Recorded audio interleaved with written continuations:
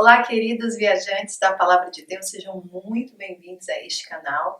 Para vocês que ainda não me conhecem, eu me chamo Mari Garcia e se você ainda não está inscrito aqui, este é o momento que você pode se inscrever.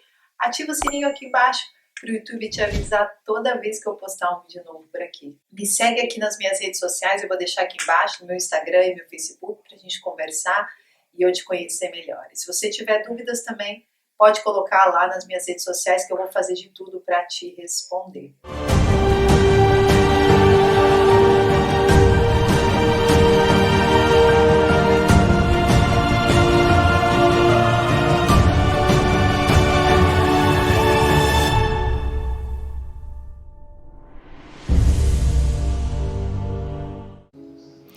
Para tudo há uma ocasião certa.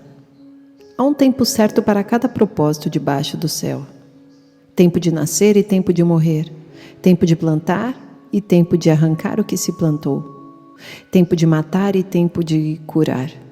Tempo de derrubar e tempo de construir. Tempo de chorar e tempo de rir. Tempo de prantear e tempo de dançar. Tempo de espalhar pedras e tempo de ajuntá-las. Tempo de abraçar e tempo de se conter. Tempo de procurar e tempo de desistir. Tempo de guardar e tempo de jogar fora. Tempo de rasgar e tempo de costurar. Tempo de calar e tempo de falar. Tempo de amar e tempo de odiar. Tempo de lutar e tempo de viver em paz. O que ganha o trabalhador com todo o seu esforço? Tenho visto o fardo que Deus impôs aos homens. Ele fez tudo apropriado ao seu tempo. Também pôs no coração do homem o anseio pela eternidade. Mesmo assim, ele não consegue compreender inteiramente o que Deus fez. Descobri que não há nada melhor para o homem do que ser feliz e praticar o bem enquanto vive. Descobri também que poder comer, beber e ser recompensado pelo seu trabalho é um presente de Deus. Sei que tudo o que Deus faz permanecerá para sempre. A isso nada se pode acrescentar e disso nada se pode tirar. Deus assim faz para que os homens o temam. Aquilo que é, já foi. E o que será, já foi anteriormente. Deus fará renovar-se o que se passou. O tempo é muito precioso. A maneira como você gasta o seu tempo é tão importante. Com quem você passa o seu tempo?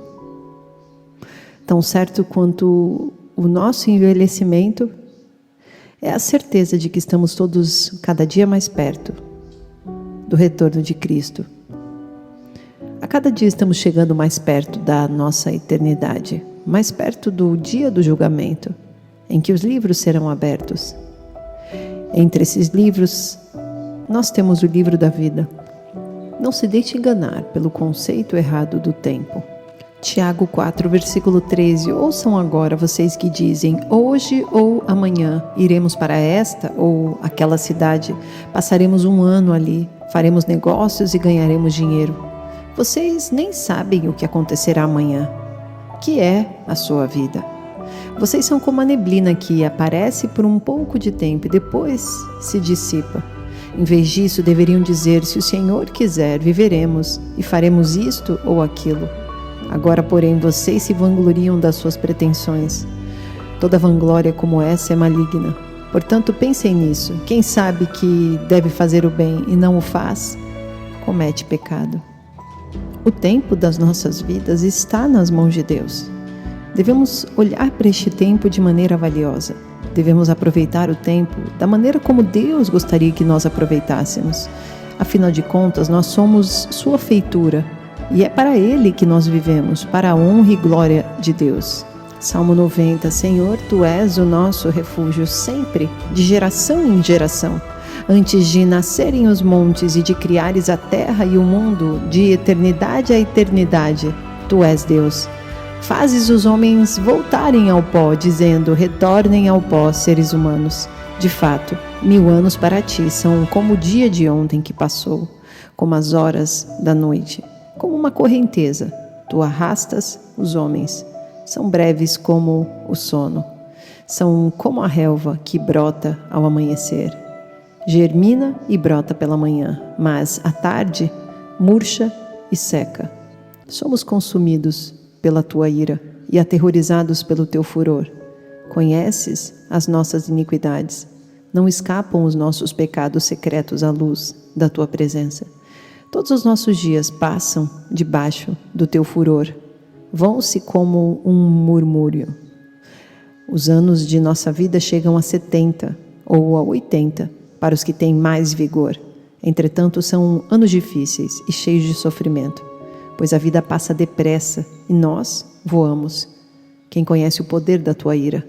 Pois o teu furor é tão grande como o temor que te é devido. Ensina-nos a contar os nossos dias, para que o nosso coração alcance sabedoria. Volta-te, Senhor. Até quando será assim? Tem compaixão dos teus servos. Satisfaze-nos pela manhã com o teu amor leal. E todos os nossos dias cantaremos felizes. Dá-nos alegria pelo tempo que nos afligiste, pelos anos em que tanto sofremos.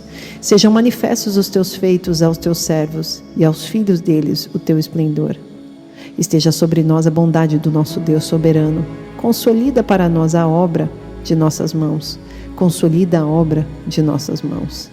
A cada dia que passa, estamos nos aproximando da volta de Cristo.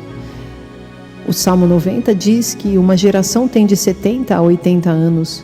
Geração onde vivemos uma vida difícil, com sofrimentos, onde desfrutamos na terra de alguns prazeres, mas em grande parte, sofrimentos e decepções. Mas Deus está nos chamando para viver uma vida plena, independente das dificuldades e tribulações, para estarmos cientes de que estamos aqui aguardando a eternidade, não simplesmente para cruzar os braços e deixar a vida nos levar de qualquer forma, mas para aproveitar cada minuto, trabalhando nele como se soubéssemos que estamos construindo uma casa. E esta casa é o templo que nós carregamos, o nosso corpo. Este corpo, sim, quando Jesus voltar, será glorificado. Não teremos mais o mesmo corpo. Até porque para viver com Cristo no milênio e na eternidade nunca poderíamos ter um corpo mortal. Precisaremos de um corpo imortal, um corpo glorificado. Mas neste vídeo quero alertá-los à intenção da sua vida. Com o que você tem se preocupado? Com quem você tem passado realmente o seu tempo precioso? Será que amanhã você ainda terá o tempo que você teve hoje? Quando nós apreciamos o nosso tempo e temos a compreensão de que cada um dos nossos dias estão contados e que tudo aquilo que nós fazemos está sendo escrito dentro de livros, ou livro de vida, ou livro de obras, é aí que nós desenvolvemos sabedoria em nosso coração. Romanos 13, versículo 9 em diante, pois estes mandamentos: não adulterarás, não matarás, não furtarás, não cobiçarás, e qualquer outro mandamento, todos se resumem neste preceito: ame o seu próximo como a si mesmo. O amor não pratica o mal contra o próximo. Portanto, o amor é o cumprimento da lei. Façam isso, compreendendo o tempo em que vivemos. Chegou a hora de vocês despertarem do sono, porque agora a nossa salvação está mais próxima do que quando cremos. A noite está quase acabando, o dia logo vem. Portanto, deixemos de lado as obras das trevas e revistamo-nos da armadura da luz.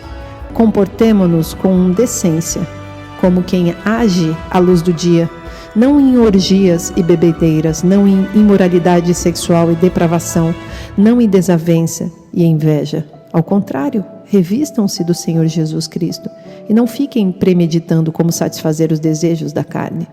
Perceba como tudo se resume no amor. Os mandamentos são importantes de serem cumpridos, mas o amor está em primeiro lugar e o amor não lança fora a lei. Pelo contrário, o amor coloca a lei em prática da maneira de Deus. Portanto, devemos levar a nossa vida com urgência quanto ao tempo. É hora de acordarmos. Será que você não está percebendo que o mundo está mudando? Já não temos mais dias como antigamente, dizia os nossos avós. Mas hoje, Quando chegamos à fase adulta, descobrimos que, realmente, esta frase nunca foi tão bem colocada como hoje. Os dias estão diferentes. Isso porque a humanidade está mudando.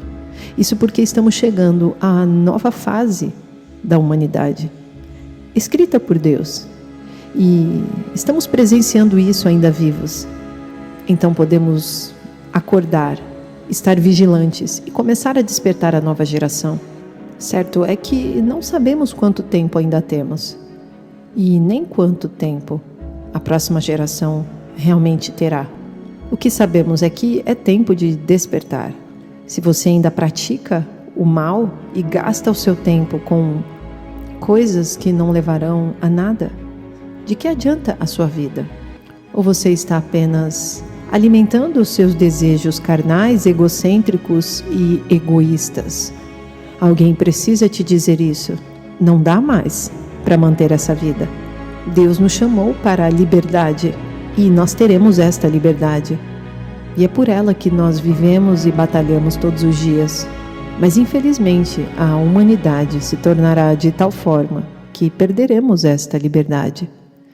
E este será o tempo onde Jesus precisará voltar para buscar a sua noiva. Eu particularmente não acredito que não veremos o anticristo. Também não acredito que não presenciaremos a imposição da marca da besta e a perseguição de todos os cristãos durante a última semana de Daniel. Mas respeito se você acredita, mas entenda algo. Não importa no que você acredita, importa em como você se prepara. Acho importante, se você acredita que sairá às escondidas antes do anticristo, imagine se isso não acontecer. O cenário estaria totalmente o caos. Apareceria um governador trazendo toda a paz ilusória. E você, aguardando o Messias, te buscar misteriosamente. Então, de certa forma, você seria enganado muito mais facilmente.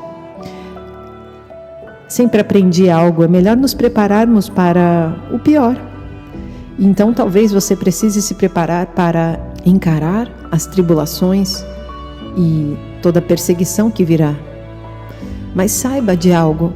Se você estiver utilizando o seu tempo da melhor forma, hoje, você está se preenchendo, você está construindo a sua casa.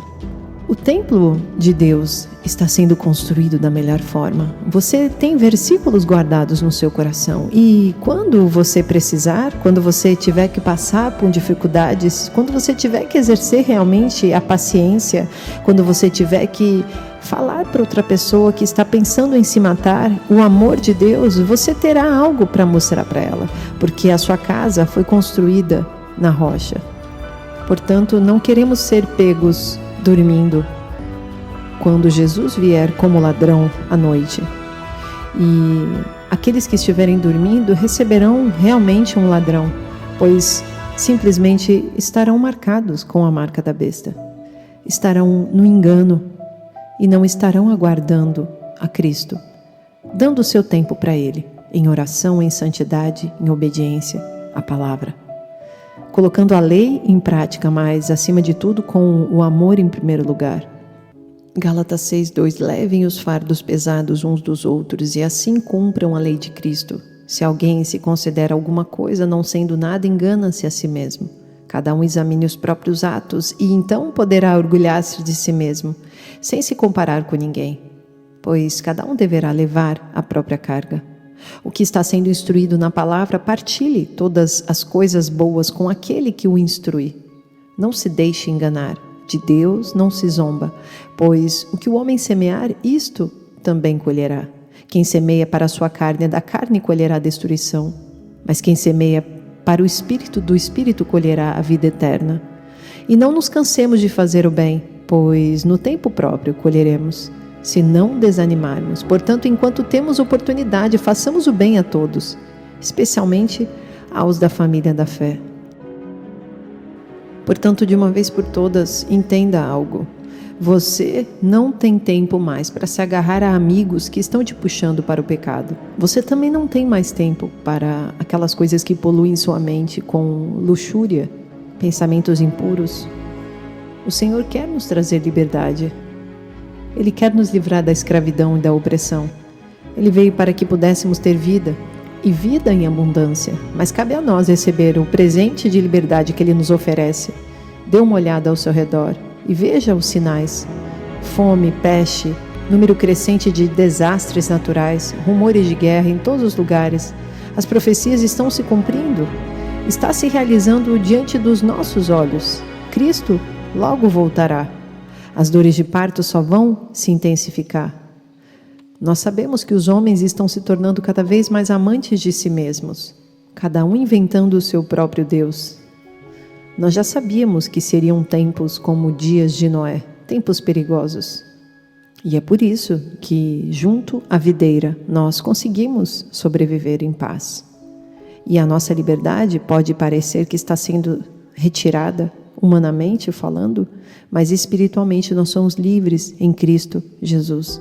E isso para Deus já nos basta. Para Deus não é tão importante o sofrimento que nós estamos atravessando. Para Deus é mais importante como o nosso coração tem se quebrantado diante dele. Deus quer que nós estejamos nos colocando diante dele, com as nossas fraquezas, com as nossas limitações, pois ele sabe que nós somos pequenos diante dele. E ele quer mostrar a grandeza dele em nossas vidas. Mas para isso precisamos dar-nos a ele. Precisamos mostrar a ele a nossa dependência, para que ele possa se fazer forte em nós. 2 Pedro 3, versículo 3. Antes de tudo, saibam que nos últimos dias surgirão escarnecedores, zombando e seguindo as suas próprias paixões. Eles dirão: o que houve com a promessa da sua vinda? Desde que os antepassados morreram, tudo continua como desde o princípio da criação. Mas eles deliberadamente se esquecem de que há muito tempo, pela palavra de Deus, existem céus e terras. Está formada da água e pela água. E pela água o mundo daquele tempo foi submerso e destruído. Pela mesma palavra, os céus e a terra, que agora existem, estão reservados para o fogo, guardados para o dia do juízo e para a destruição dos ímpios. Não se esqueçam disso, amados.